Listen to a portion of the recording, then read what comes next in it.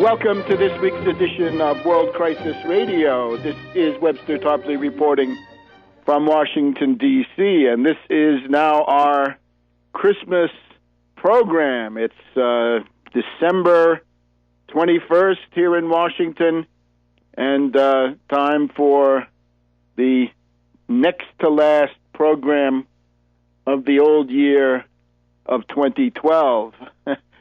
The apocalyptic thinkers, right? The people who expected the end of the world have been disappointed so far. The Mayan calendar does not seem to be kicking in. We don't have the Mayan apocalypse, but we have the Maya apocalypse. We'll talk about that in our second segment. That is the austerity ghoul Maya McGinnis as a kind of typical harpy or fury tormenting humanity with genocidal austerity. We'll get to her in the second part of the program. But, if you listen to Ron Paul's standard stump speech in his campaign, it was full of apocalyptic ideas. For some reason, always hyperinflation. Never deflation, always hyperinflation. That doesn't seem to come about. As the scripture says, you don't know when, right? You do not know when. Believe me, you don't know when.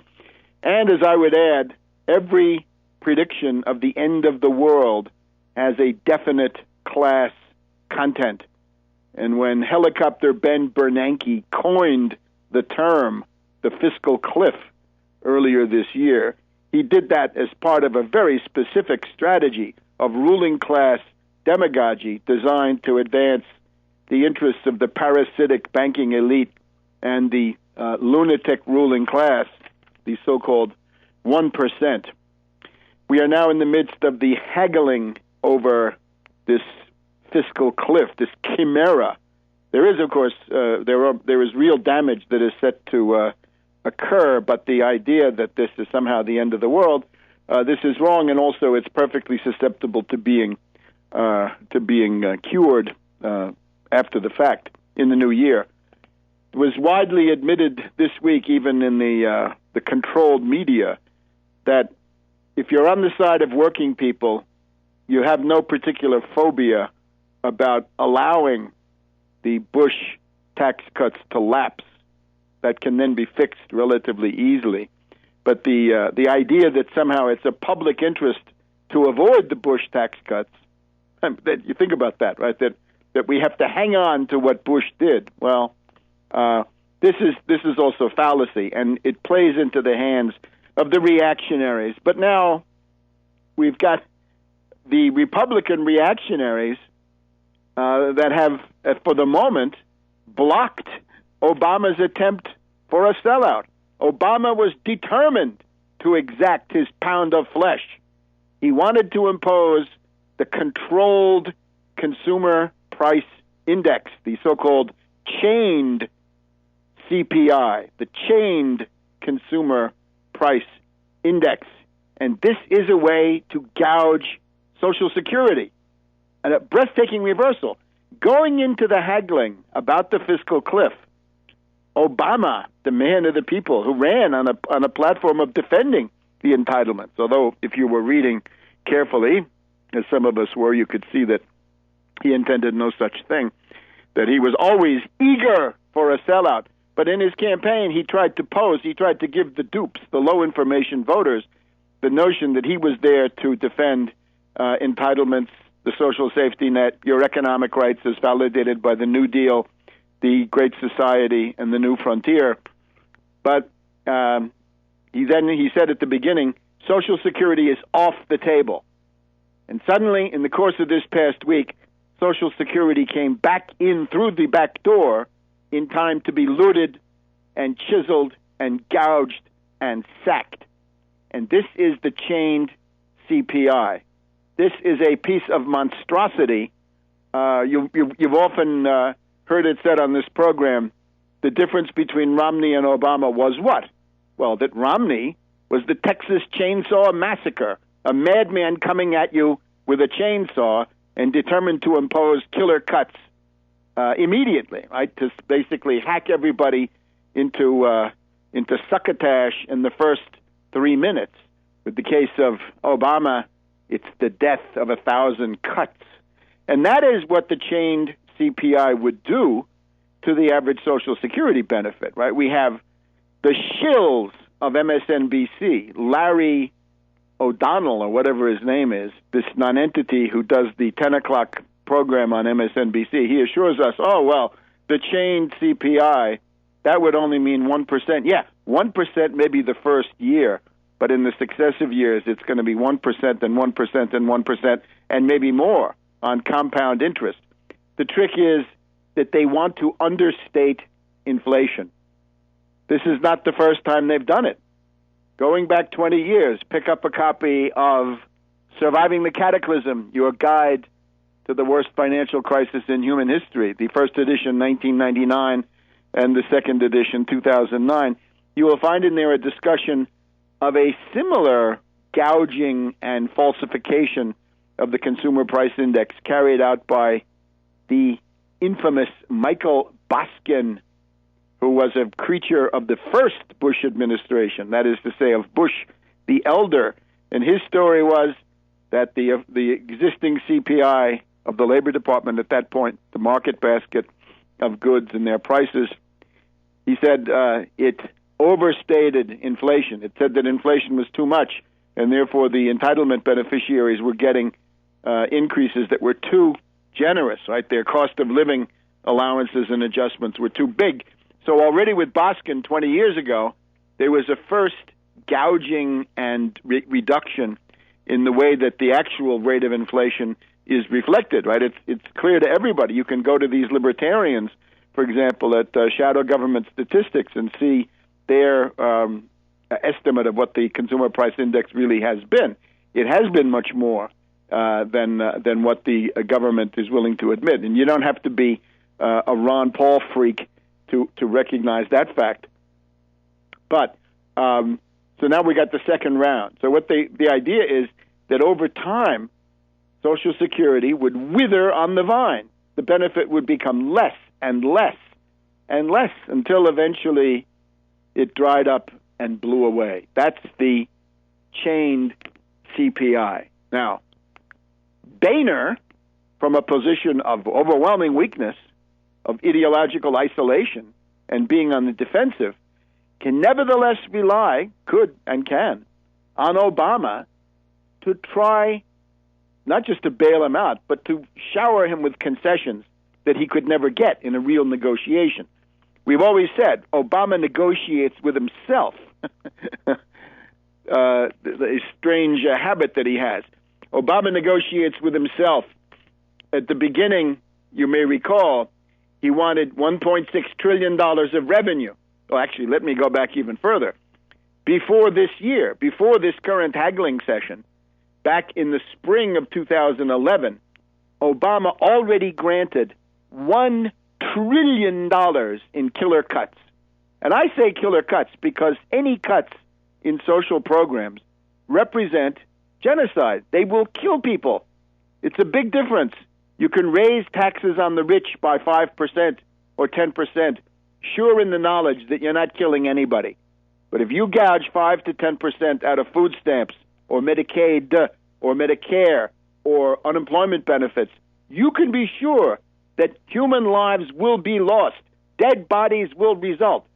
That is why the current austerity proposals represent high crimes against humanity under the Nuremberg Code, the implied precedents of the Nuremberg trials, Germany 1946, where austerity ghouls of that age, also known as Nazis, were hanged for what they did. We'll be back in a minute.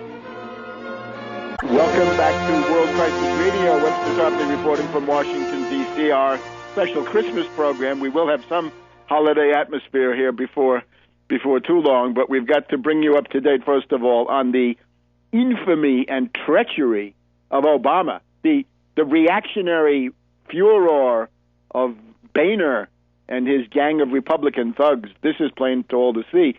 Quite a few still having trouble seeing the depth of the treachery of Obama. So we got through 2011 as a result of the events of 2010 and 2011. Obama had signed off on $1 trillion, a lot of that killer cuts, a lot of it targeting Medicare, Medicaid, Social Security. He had already targeted those cuts, and he had, as part of Obamacare, one of the main things wrong with Obamacare is that contains between $500 billion and $700 billion, according to the accounting you use, of cuts. Those are killer cuts. They may not be cuts to the benefits received by individuals nominally, but when you go and cut payments to hospitals, payments to laboratories, payments to other key parts of the healthcare delivery system, that will also lead to increased morbidity and mortality. Those are killer cuts. This is not comparable to the effect of tax increases on rich people. Those do not kill. But cutting into these programs on which people rely who have no other recourse, those are cuts that kill. Therefore, the Nuremberg precedent should be the basic moral backdrop of what we're talking about here, and not the current policy wonk inside the Beltway debate, where these proposals for genocide are entertained as if they were just, another policy variation. So, between 2010 and 2011, Obama manages to deliver $1 trillion of budget cuts, mainly in the spring of 2011, $500 billion to $700 billion of cuts in Medicare and Medicaid as part of his Obamacare. By the end of 2010, he had extended the Bush tax cuts for millionaires and billionaires for another 2 years. That's the essentially the deadline that we're coming up to now.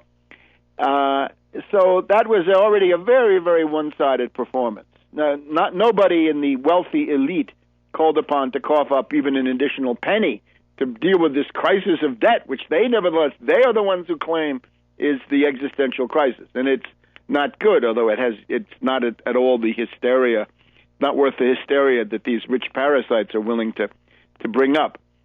And then we get Obama with the Satan sandwich. Right? What we're living through now is a result of the Satan sandwich of August of 2011, which set up this situation with the sequester. Remember the 12 tyrants, the super committee, they were supposed to agree. They didn't agree. Therefore, we have this sequester, which has a lot of problems with the sequester.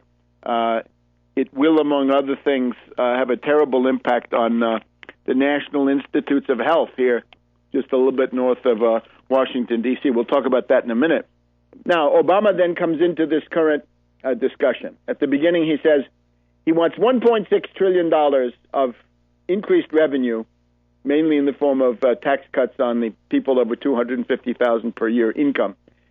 That $1.6 trillion then turns into $1.4 trillion, and then turns into $1.2 trillion, without any compensating or completely trifling compensating concessions from this fascist gang of Republicans. So we've got a Wall Street shill, Obama, who is programmed to cave in, right? His treachery, his weakness, his cowardice, his status as a Wall Street agent, none of this has ever changed.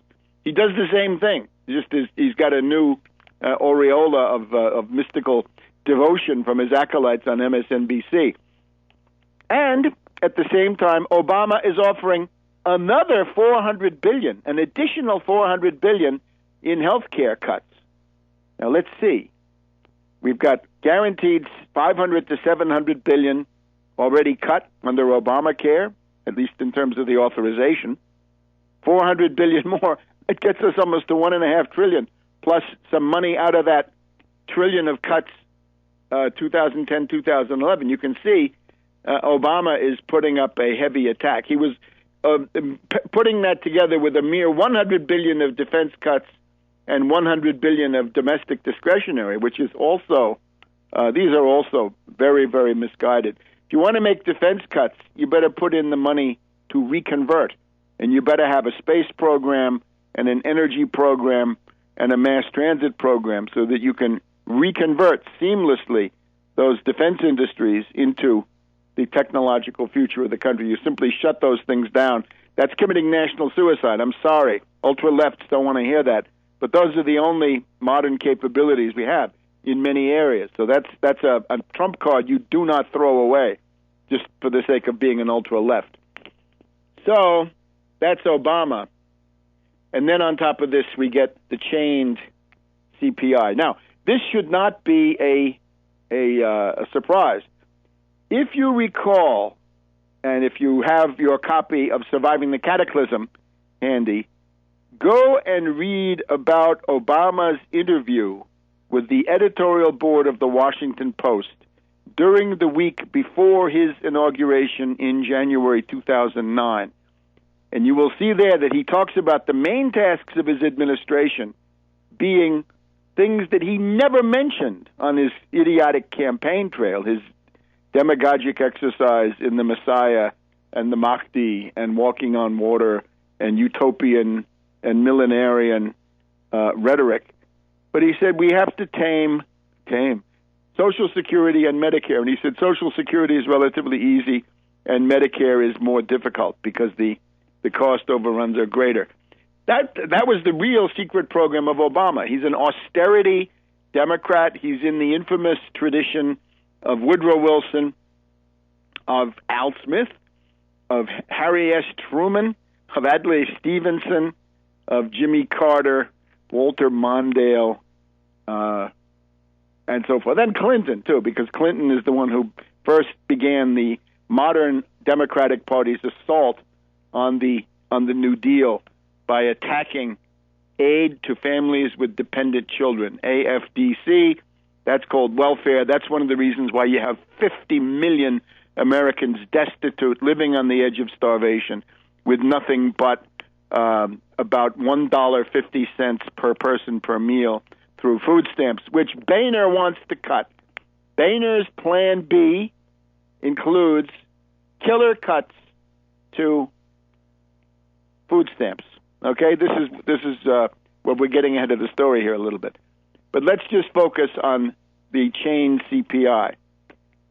During the course of the week, Boehner says, I want more concessions. I'm a gangster. Cough up more concessions. I want to tamper with the existing cost of living escalator, the existing consumer price index. I'm going to instruct the Labor Department to ignore a large part of existing inflation. That's a recipe for letting it wither on the vine to subject Social Security to the death of 1,000 cuts. That's Obama's program, and he's sticking with it. Back in a minute. Welcome back to World Crisis Radio. Boehner demands the chained consumer price index, which means the slow death of Social Security, the gradual immiseration and impoverishment of millions of older people, and generally the lowering of the standard of living here in the United States. And Obama falls all over himself to make the concession. And you can see this is a charade. In other words, the presence of the fascisto Republicans and their right-wing lunatic Tea Party faction is a welcome pretext for Obama. It's a kind of deus ex machina in his dramaturgical apparatus to impose the kind of killer austerity that Obama believes in just as much and maybe more than these Republican thugs. Now, let's just look back. People, you turn on the television in the season, you're going to find A Christmas Carol by Charles Dickens, Scrooge. You're going to find this story. One of the critical moments in it is the appearance of the ghost of Jacob Marley. It's Christmas Eve. There's fog and cold in London. We're in the era of primitive accumulation. We're back in the time of the monster debt. We're back in the time of the treadmill, the poorhouse, the poor law, and terrible, terrible suffering for the English people in those days. But Scrooge gets back to his home that evening. It's a mansion, but most of the rooms are filled with dust and crates. He only lives in a few rooms.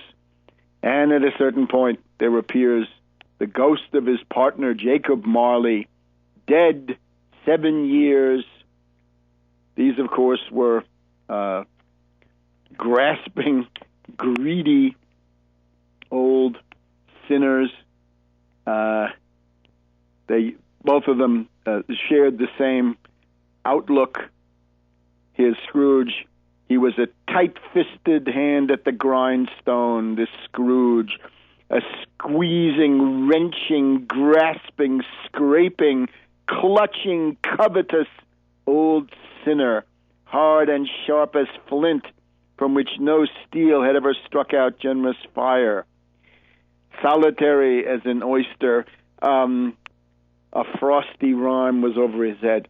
I'm thinking of Al Simpson. If we were going to cast this today, the misanthrope, right, the austerity ghoul, Al Simpson might be good for this role. But anyway, he's now back in his house. He's got this little bowl of gruel, hot soup, thin soup that he's heated up on his fire in his fireplace.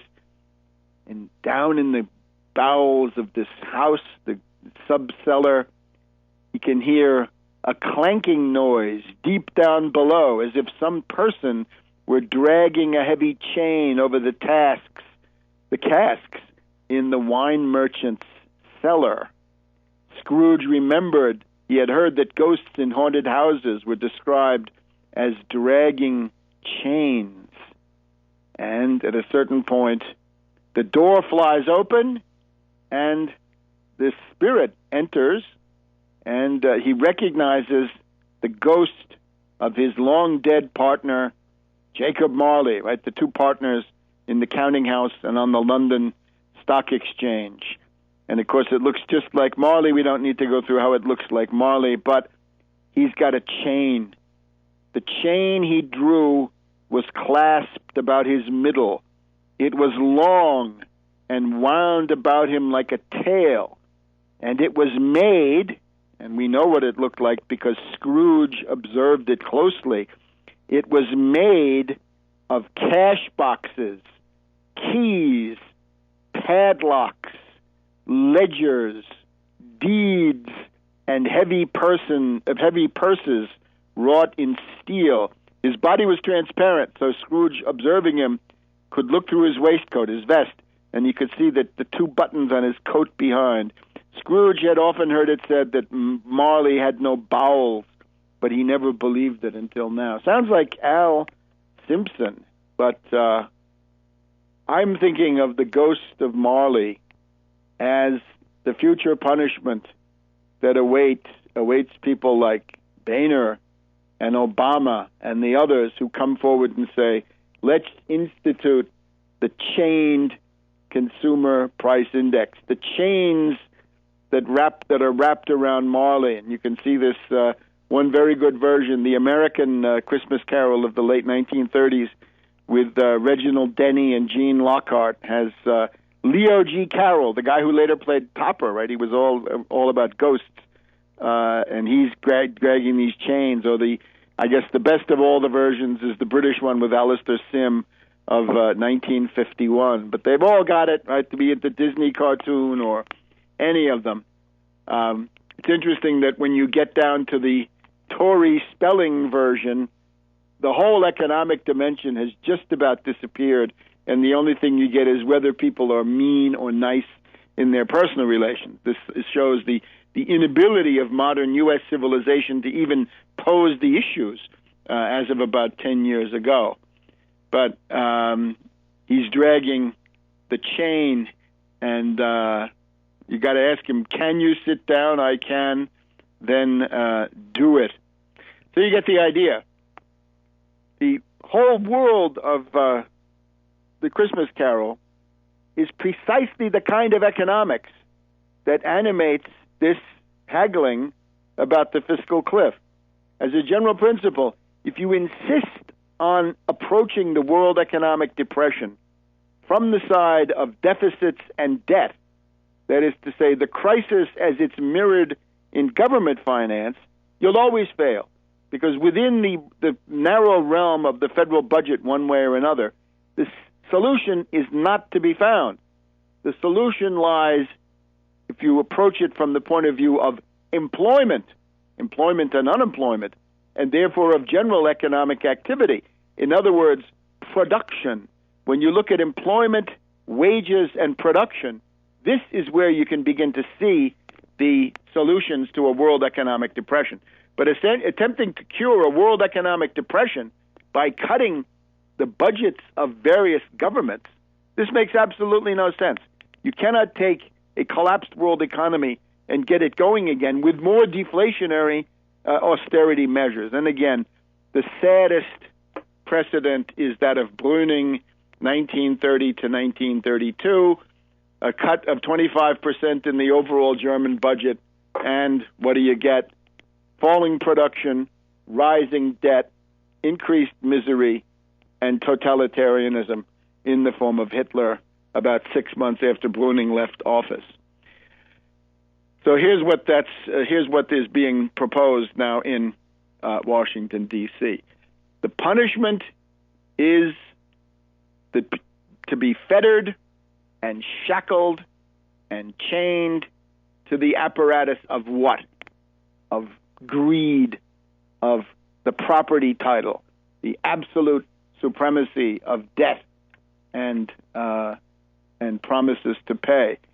And, of course, when compared to the necessity for human survival, we, I hope, all know better. But let's just think about the ideological background, right? The young Dickens, at least, he has a phase of reactionary, well, let's say he has a phase of romantic anti-capitalism, right? If you look at the posthumous papers of the Pickwick Club, he's interested in Merry England. He's interested in some idyllic halcyon utopia that really never was, clearly. Mr. Pickwick on the ice, everybody jolly, and so forth. This never existed. By the time he settles down, some years after that, he can actually understand some social problems.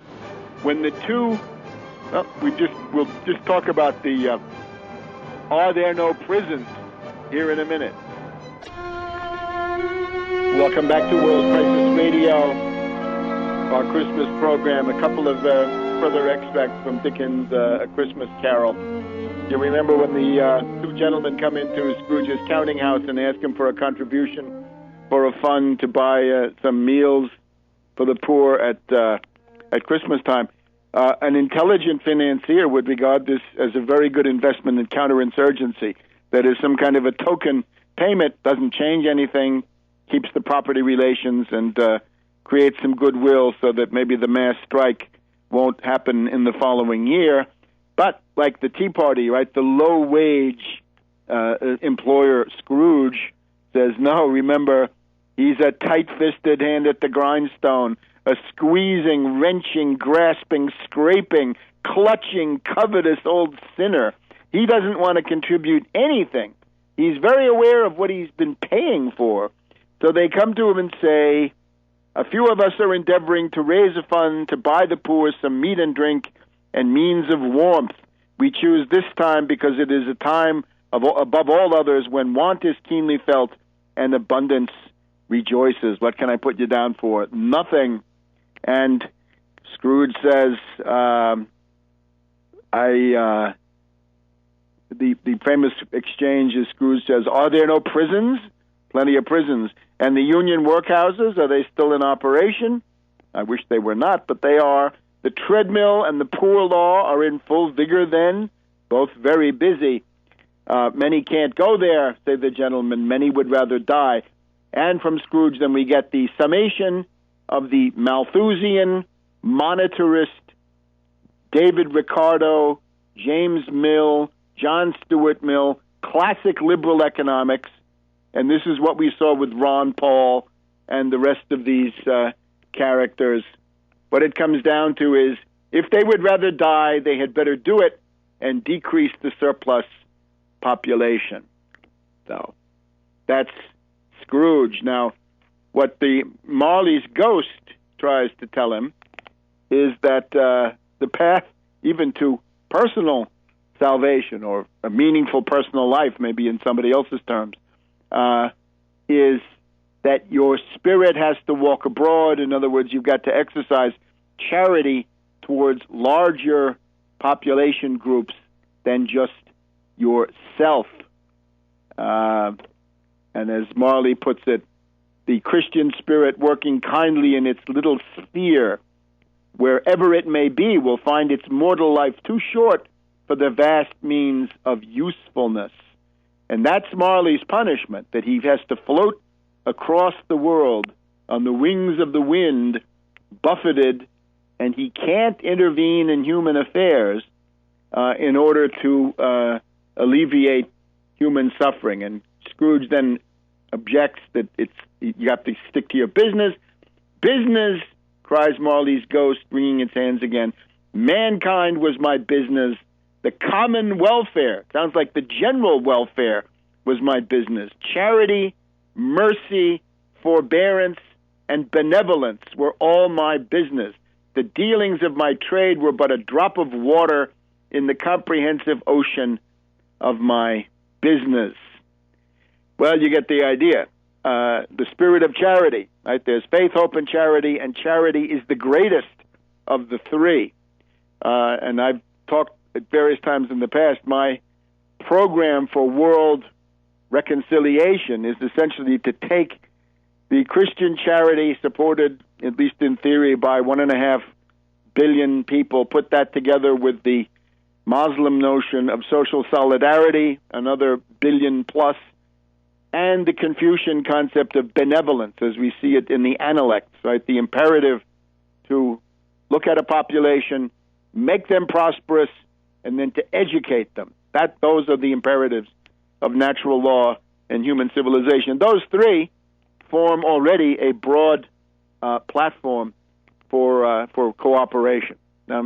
Ironically, in this season, when you can get at least some sketchy idea of the Christmas Carol, the Scrooge story, just about every time you turn on a television set, we're getting the opposite. We're getting the reactionary Boehner and the Wall Street Democrat Obama, and we've gone through it. Now, here's the irony, is that the voters who, in their benighted gullibility, allowed Obama into the White House in the first place, and the ones that have now voted for him, you could imagine supporting Obama for saying, well, he's the lesser evil compared to Romney. That's a cogent argument. But to think that Obama is a dedicated proponent and defender of Social Security and the New Deal, you're certifiable. That's exactly what he's not. His whole thrust of his entire administration, and indeed the modern Democratic Party in general, is that they want to destroy the New Deal. There are no more dedicated enemies of the New Deal than the majority of the Democratic Party. But the irony now of the past 24 hours, and again, we're speaking on the 21st of December, Friday, is that it's the reactionaries, the Tea Party lunatics, the most fascistic, the most extreme. They are the ones who are saving you from Obama and from the chained CPI. And it took this form. Boehner attempting to maneuver. He was on a path towards an austerity deal with Obama up until the beginning of this week. But and this would have included the chained consumer price index. It would have included tax increases on the rich. Boehner said above $1 million. Obama gave up on that too. He, instead of saying 250,000 was the cutoff, he raised that to 400,000. But at a certain point, Boehner said, "No, that's no good. We have to have more cuts, and we're only going to have the tax increases above $1 million." Boehner's plan B was to extend the Bush tax cuts for everybody below $1 million in yearly income. Above $1 million, it would go from 35% to 39.6%. So that's the Clinton rate would be restored. Would raise the capital gains tax from 15% to 20%, extend the current tax exemption on estates up to $5.12 million, and it would also, sweeteners added in for the reactionaries, avoid the automatic cuts for the Pentagon. The Pentagon would be exempt from sequester, but not the other parts of government, and instead, Boehner wants to cut mortgage relief. In other words, this minimal, really inadequate joke program, but something, really more window dressing than anything else. The mortgage relief would be cut. Food stamps would be cut. In this season of the year, when want is most keenly felt and abundance rejoices, Boehner says $1.50 per meal is too much. We're going to cut it. Pellagra, scurvy, rickets, that's Boehner's middle name. He wants to cut the child tax credit. It's communistic. Cut the obesity prevention program. But above all, food stamps. Remember, there are 50 million people who get food stamps and nothing but. No job, unemployment benefits gone, no health care, there's no more aid to families with dependent children, there's nothing. There's just food stamps. When they say welfare, that's what they mean. Welfare is gone. There's no such thing. So that was Boehner's proposal. Now, the objection from the Tea Party fanatics was that that's not reactionary enough.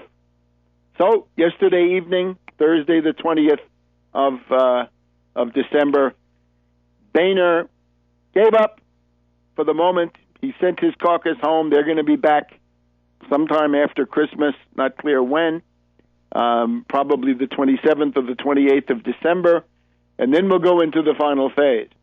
And the irony is the immediate prospect of the chain CPI has been at least postponed, not by Obama, who is eager for Treasury, but by these reactionaries.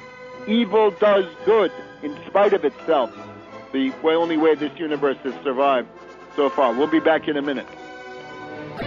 Welcome to the second hour of World Crisis Radio, our Christmas program 2012, recording here on Friday, December 21st. Chaos on the Hill. Boehner's debacle. The Republican Party is in the shambles. Well, hallelujah. That's a great day. We had very dramatic events yesterday, Thursday, the 20th of December, and something happened in the course of the last, the 24 hours between Wednesday, the 19th, and Thursday, the 20th. Something flipped inside the Republican Party.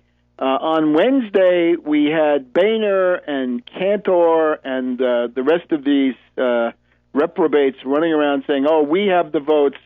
We're going to pass Plan B and send it to the Senate, and then we can bargain more effectively with Obama from the point of view of that legislation. And we've got one of Boehner's acolytes is Congressman Latourette, and Latourette loves to talk about the Tea Party. The Tea Party now seems to be about 40 diehard lunatic reactionaries. He calls them the chuckleheads.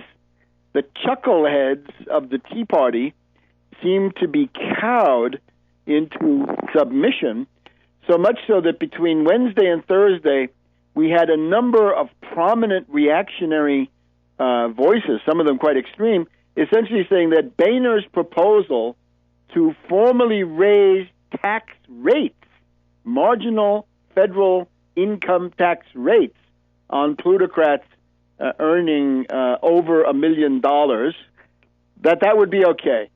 So we had Grover Norquist, my God, Grover Norquist, with an exercise in casuistry, was able to portray the Boehner Plan B as actually a tax cut, because he said, looking ahead 10 days, of course, that's what it would be for the rest of the population. And everybody below $1 million would be allowed to keep their existing rates, so that would add up to a cut. So with some sophistry like this, Norquist was supporting it.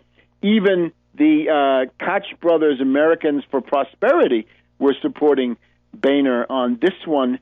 But then, sometime between Wednesday and Thursday, something flipped.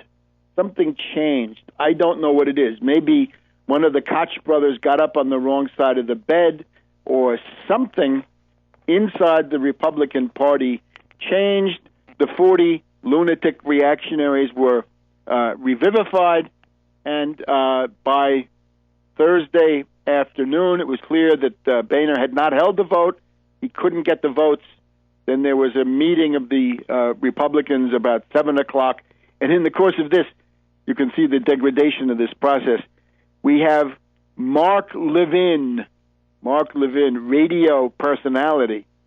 This is a raging, raving, psychotic id, a homunculus.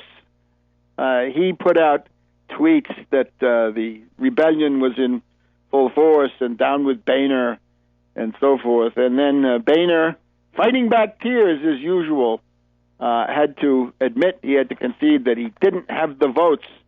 And when Cantor left the meeting, he seemed to be pretty chipper, I can imagine, although they say that he was doing his level best. I don't think so. Remember, in the Republican Party, there is a tradition of stealth putches. These were attempted against Gingrich at least once to twice before he was finally ousted as Speaker, right? The Republicans do this. It's very much a palace politics, right? Palace coup inside the Republican conference, the Republican caucus of the House of Representatives. So this, however, is a very interesting situation because this hurts Obama in terms of his austerity ghoul orientation, right? His demand for genocidal austerity, focusing on this chained CPI, getting Social Security back on the table.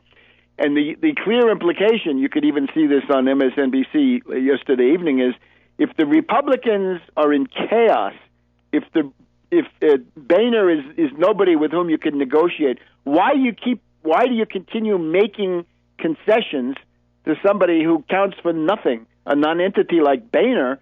Even Boehner said it's up to Obama and Harry Reid. So should Obama and Harry Reid make concessions to each other in the form of the chained consumer price index? In other words, the pretext, the excuse that Obama would cite in his quest for genocidal austerity, this is now collapsed. In other words, this monster, I'm thinking if you look in the Dante's Divine Comedy, right, when you come to Pluto,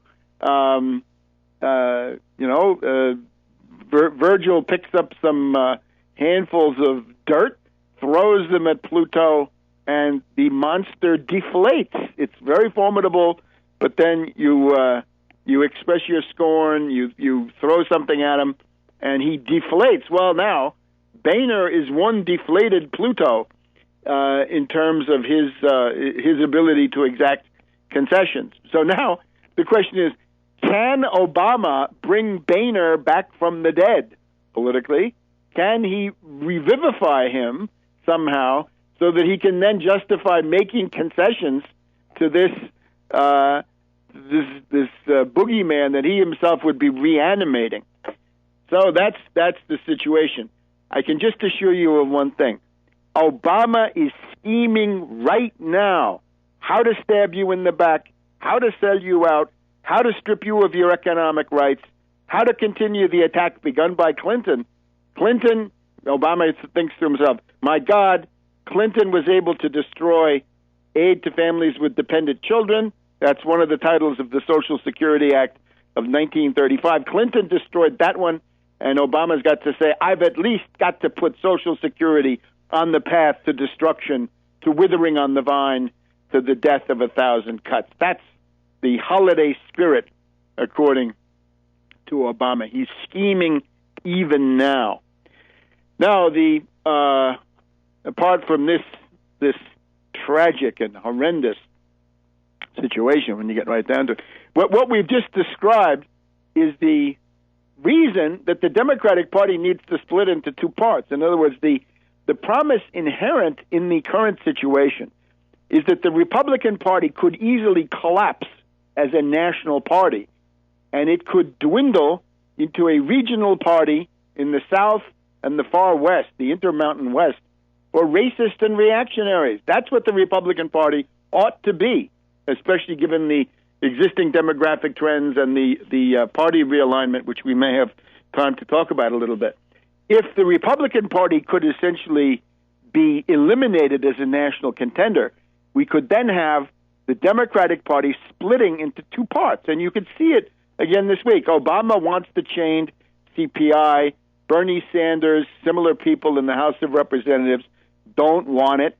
And, of course, they're extremely intimidated by Obama. Again, in the first term, he was the messiah who could walk on water. In the second term, he's simply a desperate demagogue that you saved, you union guys, you Democratic Party activists. He didn't come flying in on his seraph's wings. He had to be pulled up out of the muck of the Satan sandwich and similar debacles and reanimated himself. So he owes everybody big time. And this is what you're seeing on Twitter. You go there, people write, I didn't vote for this. Obama, this is not what we fought for. We didn't give you a second term so you could stab us in the back again. Well, again, as long as there was a Tea Party, they seem to be formidable. Obama could say, I'm sorry, I have no choice. I got to make these concessions. They're just too much for me. Now, the Republicans are in chaos. The Tea Party is a laughingstock. How will Obama bring Boehner back from the dead and or resuscitate the chained CPI and the cause of killer cuts? We'll be back in a minute. Welcome back to World Crisis Radio. Now, let's look for a minute at this sequester, right? And again, the sequester is another concession by Obama because of his ineptitude, because of his cowardice, his constant unilateral concessions, surrendering advantages to a brutal enemy in the open field, because that's, of course, his goal. He chooses to be defeated. He wants to be defeated because that's his assignment from Wall Street. That's what he understands as his role. As he told those bankers, I'm the only one between you and the pitchforks. So that's his job, to protect the bankers from the pitchforks. That's how he sees himself. But now let's look at what the sequester would mean. Sequester is a bad thing. It's part of the Satan sandwich. The argument here, of course, is that don't sell out, don't stab everybody in the back in order to avoid the events that will transpire, the sequester and the reversion to the Clinton tax rates. It's a funny contradiction. Right? You're trying to. The Democrats try to sell you Clinton as a golden age and his tax rates as the key to development. But woe if you go back to them now. All right, fine. We don't want the cuts, the tax increases to occur. The $2,000 on middle-ranking wage earners. But the argument is that once this has happened, it's going to be fairly easy to pass a bill that will revert to the lower tax rates on 98% and just leave the increases for the wealthy. And of course, from our point of view, the insanity of this entire thing is what happened to the Wall Street sales tax? What happened to an awareness that the one group in society that's not taxed is the Wall Street financiers, the 6 to 7 quadrillion, whatever the U.S. share of a 6 to 7 quadrillion turnover in stocks, bonds, derivatives, and other instruments is not taxed. And we're told that the top 6 money center banks have approximately 95% of the derivatives. Certainly they have, I think, 98% of the credit default swaps. You can see where this is all centered. And the tax on derivatives would occur, of course, on the notional value, the value of the underlying asset pledged. So that's what we want to do. The intervention has to be the Wall Street sales tax, 1% across the board. It does not go to the Federal Reserve. Somebody came forward this year saying, the Wall Street sales tax goes to the Federal Reserve. No, not if you fight for it to go someplace else, right? So far, there is no Wall Street sales tax at the federal level in the form that we want it. So all those details are open to political pressure. We did have the National Nurses United come forward on the 10th of December. In terms of the United Front Against Austerity, I think we're in a holding pattern at the moment in terms of nationwide protest actions.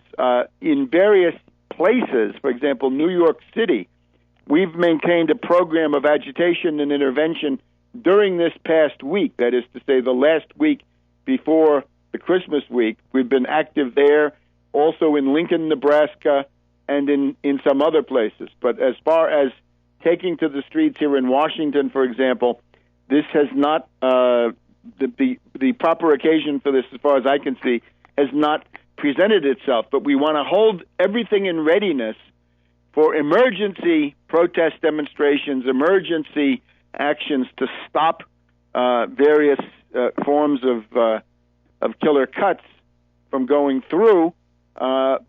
We got to look now in the days after Christmas. I would say between now and Christmas, so into the middle of the following week. When you're hearing this, that's going to be not a propitious time to try to demonstrate. But perhaps after Christmas, and certainly any time we get announcements of the draconian austerity, the brutal, savage stuff that Obama and Boehner both want, which actually the Tea Party wants also. They just don't want the tax component.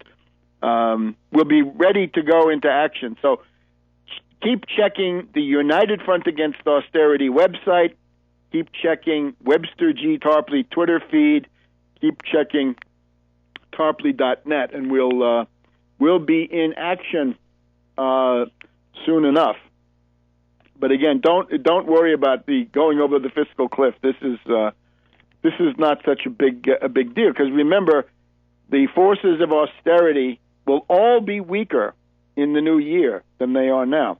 There'll be fewer Republicans. Some of them will be gone. The availability of a pool of lame ducks who are willing to vote for anything in order to get jobs with Wall Street after they leave political life, they'll be gone. Obama will be chastened, and his ability to blackmail his own House Democrats caucus in particular will be diminished. But now let's look at the real. There are real problems with the sequester, and these would have to be rolled back just about immediately. One is that the extended unemployment benefits would disappear. That's obviously a very bad thing. And here we go. Politico instructs us, if we don't, if this is not avoided, right? This could also be avoided by legislation, although they'll never do it. The doctors and hospitals who still accept Medicare will be hit twice. They will be hit once by the sequester, and secondly, by the lack of a doc fix. Now, let's just look at the sequester. This is easy. If nothing happens on the legislative front, then there will be a 2% cut in payments to Medicare providers and private Medicare Advantage plans under sequestration. Now, the Medicare Advantage plans, that's not a big deal. That these insurance companies can eat those costs. The Medicare providers, that's more serious. Even a 2% cut under sequestration can drive labs and other facilities, testing labs, can be driven out of business. This we don't want. But the really big one is the question of the doc fix. In other words, the Medicare legislation includes totally unrealistic austerity measures that have got to be rolled back every year. That's the doc fix. And the doc fix this time around would represent a 26.5% cut in what is paid for treating Medicare patients.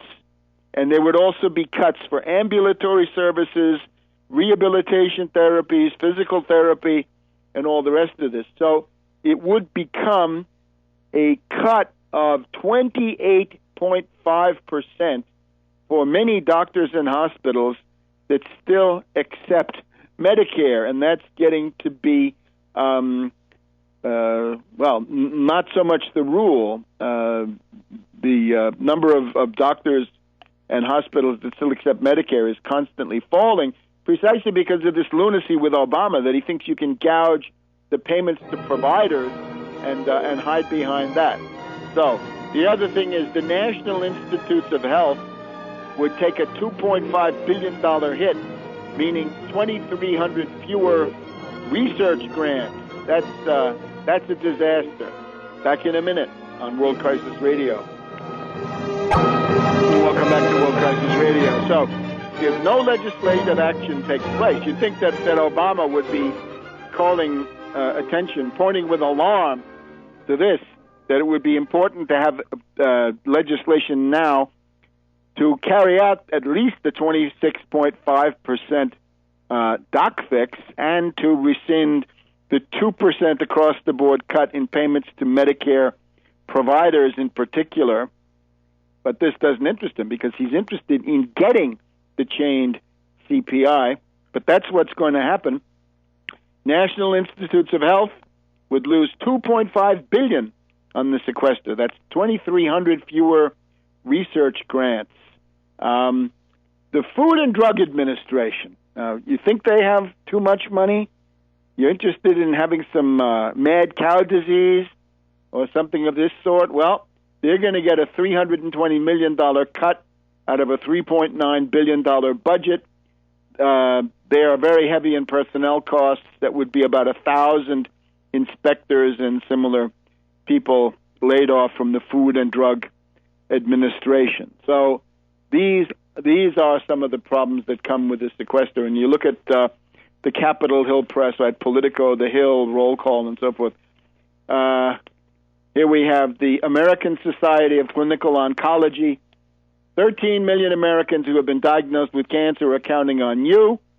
They face a triple threat from sequestration. Cancer research takes a hit. Access to health care will be hindered by cuts to cancer care providers. New oncology treatments will be delayed by budget reductions to federal review and oversight. So that looks pretty awful.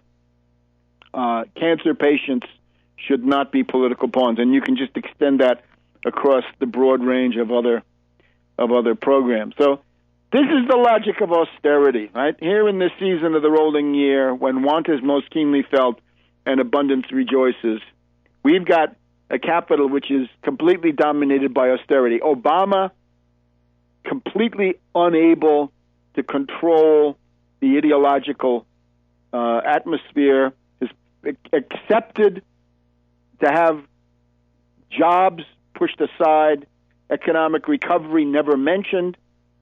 These don't count. 30 million unemployed and underemployed. Never hear about them. Hear about the fiscal cliff. We don't hear about a depression. We don't hear about the need for a recovery program from these bums.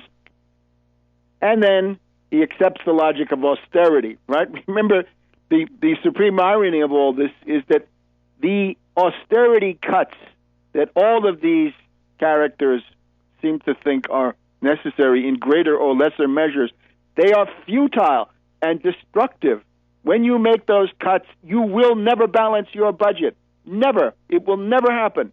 The deficits will grow and grow and grow, and your national debt will grow and grow.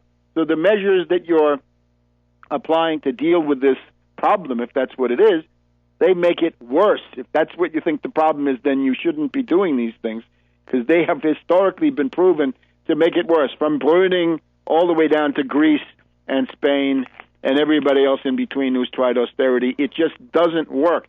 You need a recovery program, because if you cut spending in the current year, then in the out years they'll have the problems that wage earners have been turned into welfare victims and so on down the line. So your social costs will go up, and if you don't want to pay the social costs, then you can pay your troops to go out and try to suppress riots. You'll destroy the society that you live in. So that's where we are. Now we'll look at a couple of the human types. The Mayan calendar has not delivered the promised apocalypse, at least not as of 2:42 in the afternoon Eastern Standard Time on the 21st of December. The world has not ended after all. It's kind of like Ron Paul's hyperinflationary crisis. So far, we're still waiting. Things like that can happen, but you can't make that into a plank of your program over 20 to 30 years, as some people have done. The Mayan apocalypse has not occurred, but there's still grave danger that the Maya apocalypse will occur, and that's Maya McGuinness. It's written Maya McGuinness, as Scrooge would say, right? Pounds, guineas, shillings, and pence. That's what he wanted, right? The guinea is 21 shillings, right? It used to be a little bit more than a pound. Maya McGuinness, or Maya McGuinness, is one of the harbingers of this doom. This is this group called Fix the Debt, and we can just focus on them very briefly to get an idea of who's behind a lot of this hysteria. This is Maya McGuinness. Okay, she's a think tanker. She's somebody with no real economic qualifications. She's a political hack left over from Clinton, but at a certain moment in her life, she meets the reincarnation of Ebenezer Scrooge called Al Simpson, this hater of humanity, this incurable misanthrope who hates old people. I guess he must hate sick people. He must hate young people. He hates the defenseless and the poor. He's a Republican. What do you want? Simpson converts her to the cause of austerity, and then the money is provided, of course, by Peter Peterson. Peter Peterson, the former head of Lehman Brothers, the infamous counting house that started the panic that just about brought down the world economy, blew out the U.S. banking system. Lehman Brothers. This character, Peter Peterson, has the gall to come forward and say that entitlements, Social Security, Medicare, unemployment, Pell Grants, all the things that everybody in every age bracket needs in a depressed economy like this one. Peter Peterson argues that's the cause of the crisis. Now, that's not how the crisis occurred. It's just not how it happened. You can go back. You can remember. It started as a derivatives panic in the Wall Street zombie banks. And it started with Countrywide. It then went over to Northern Rock. Then it became Bear Stearns in March of 2008. And then in the infamous September 2008, it became Lehman Brothers, followed by everybody else. They were all bankrupt, all of them, every last one of them, every one of the 6 remaining money center zombie banks.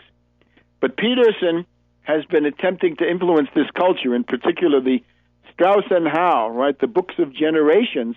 If you're going to read it, he says he basically told these people, guys, you can write whatever you want and I'll support you, but whenever you get to the baby boomers, you got to write that their duty to human civilization is to destroy the entitlements that were somehow possible in 1935 in the depths of the Depression, but which people like Peter Peterson don't want to pay for today. So now, Maya McGuinness, busy entrepreneur, has created this bunch of scam artists called Fix the Debt. And what this is, this allows sociopaths to come forward as paragons of civic virtue. Let's take some examples. She's got this character, Dave Coate of Honeywell. And Honeywell comes on there. She's got another guy called from Caesar's Palace, right? The gambling casinos, right, in the orbit of organized crime. And they come forward on the radio here in Washington anyway, and they say, oh, it's time to be fiscally responsible, right? The entitlements are going to have to take a hit. And we've had Blankfein, who's also part of this group, saying the same thing. She's got 125 top CEOs. My proposal is this, that these characters should have to wear jerseys, like football jerseys. We want to know what percent of your corporate profits did you pay in taxes. Remember, the federal law supposedly says that the federal corporate income tax is 35%. Well, if this guy Dave Coate comes on, his says 0%. And if Immel comes on, it's going to say minus 43%, because he gets money back from the federal government. Back in a minute on World Crisis Radio. Welcome back to World Crisis Radio. It's the last segment here on our Christmas program 2012. We've compared the fate of Obama, Boehner, and the rest of these austerity ghouls. They will face the future of Jacob Marley chained to the chained CPI that they want to impose on the rest of us. The only hope we have right now is the Tea Party, by sabotaging all of their rotten compromises, will somehow prevent any action. That's an eminently feasible possibility right now. And that would actually be the lesser evil compared to these plans that Obama and Boehner are negotiating. Remember, we don't want bipartisanship. We want the most acrimonious clash We want gridlock unless and until alternatives emerge that we want. Now, let's say a few words about the Connecticut school massacre. Preface, guns are a wedge issue. Don't ever forget it. Guns are a wedge issue. They're a classic wedge issue. They belong to the political cycle, which is now closed. That's when they emerged, 1968 to 2008. Guns, God, gays. These issues are all, although of interest to some, beside the point on the big stuff. The big stuff is economics. That's where you want to put your effort. Don't be led into making gun control the main issue. Gun control is not the main issue. Don't waste your time on it, because there are already ponderous forces in the field on that. The front you want to go to is the Wall Street sales tax, because that's where small forces and agitating loudly can make a big difference by putting on the agenda an idea whose time has come. But when it comes to the Connecticut school massacre, another preface is that Obama is using this. The Democratic Party in general wants to get a gun control hysteria going, because with that, they will get left cover. They have to refurbish their left cover. It's been rather frayed lately, right? What with Afghanistan, what with killer drones and Terror Tuesdays, and the rest of it, right? Obama's left-wing sheen has been largely compromised. So he thinks that with the gun control, he can sort of refurbish his left cover, and then using that, he can stab you in the back. That's when he has the capability to beat down the Progressive Caucus and the rest of these people who might otherwise complain, the Bernie Sanders of the world, shut them up and proceed with the chain CPI and similar measures, the human toll of which far exceeds these terrible events of the last month. Now, in terms of the immediate specifics of the Connecticut school massacre, I would simply say, take a look at my Twitter feed. We have WCBS Channel 2 New York, as well as the CBS affiliate in Hartford, Connecticut, reflecting the events in this small town of the Housatonic River Valley, sadly enough, Newtown, Connecticut. The official version has now emerged. What I did in the first hours of this, and I've captured these quotes, is to go to a number of websites. What we find there is that John Miller of CBS News, who was a former deputy director of the FBI, he's somebody who wrote a book about 9/11. He was part of the, how can I say it? He was part of shepherding the explosion in 1993 at the World Trade Center. He's part of that group, but now a CBS correspondent. He reported that a possible second shooter had been arrested in the woods wearing camouflage. Well, the details emerged later. So John Miller, he reported it.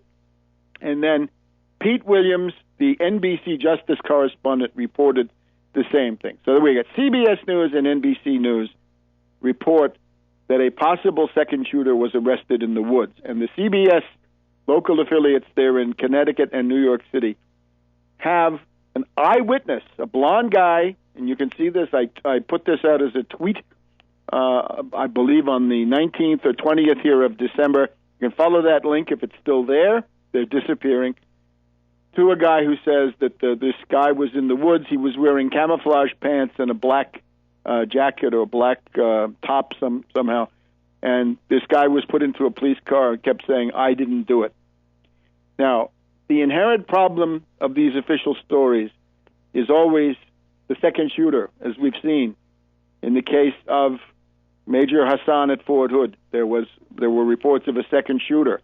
In the case of Breivik in Norway in the spring-summer of 2011, there are very, very detailed reports of a second shooter, in this case with detailed eyewitness reports. In the case of Mutalab, the Christmas Day 2009 underwear bomber, it was a well-dressed man who brought him to the check-in and got him on the plane, and so forth. So whenever you've got a second shooter, you have exited the realm of the lone assassin and the lone troubled individual. And the problem that we have now is, even though these second shooter reports were very prominent in the initial hours, they've all disappeared. And they've disappeared without any comment. In other words, they've just been sanitized, they've been scrubbed from the websites. It's as if they didn't occur. Well, I did take the precaution of copying these things, getting some screenshots and so forth.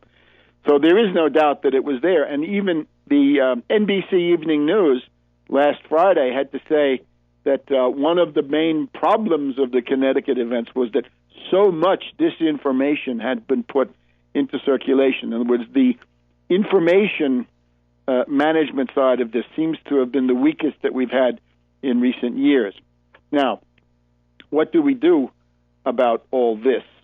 As I say, don't be lured into making this the main issue. Again, there's nothing that light forces can do about this. There's no way that intervening on one or the other sides of this is going to lead to anything. I, at the same time, have to call attention to the unreality of the, what can we say, the gun fetishists. We got people who think that gun ownership is by itself a political act. It is not. Gun ownership gets you nowhere politically. Indeed, it can get you in negative just as well as positive directions.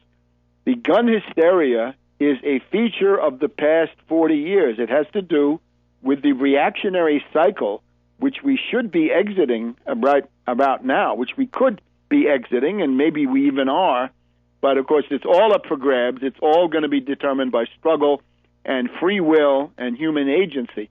But the possibility is that the prominence of guns as a wedge issue could recede. That would be the goal, to eclipse that with class struggle on economic issues and not be diverted into these questions, because the guns yes or guns no will never get you out of a world economic depression and will never reduce the threat of a general war of the type that we have today. The gun fetishist argues, I think in the last analysis, that guns are essential, that they're somehow more than a hobby, more than sports, more than hunting, but they're a means of defense against the totalitarian government. And I have to say, bunk, baloney. Let's look at these people, right? The people who are most vociferous about guns, what did they spend 2011, 2012 doing behind the, with their guns in the closet, or maybe even on display?